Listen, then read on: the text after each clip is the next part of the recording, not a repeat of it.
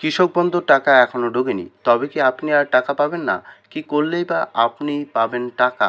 সমস্ত কিছুই জানাবো আজকের এই ভিডিওতে। তাই ভিডিওটা স্কিপ না করে প্রথম থেকে শেষ পর্যন্ত দেখুন। প্রিয় দর্শকরা, আপনাদের সকলকে স্বাগত জানাই গভর্নমেন্ট প্রকল্প ইউটিউব চ্যানেলে। যদি চ্যানেলে নতুন হয়ে থাকেন তাহলে অবশ্যই চ্যানেলটি সাবস্ক্রাইব করে পাশে থাকবেন।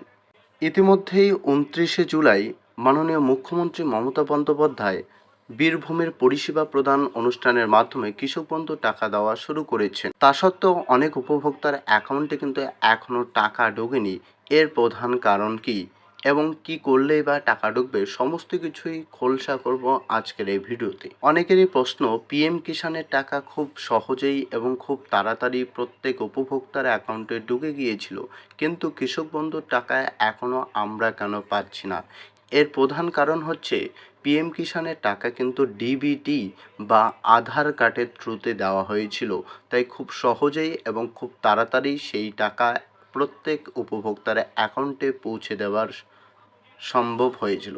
কিন্তু আমরা দেখি কৃষক বন্ধুর ক্ষেত্রে কিন্তু ডিবিটি বা আধার কার্ডের থ্রুতে টাকা দেওয়া হয় না, সেটা দেওয়া হয় শুধুমাত্র অ্যাকাউন্ট নাম্বারের থ্রুতে। কারণ অনেক উপভোক্তা রয়েছেন যারা এখনও আধার লিঙ্ক করতে পারেনি, তাই কিন্তু এই টাকা দিতে অনেক দেরি হয়ে যাচ্ছে।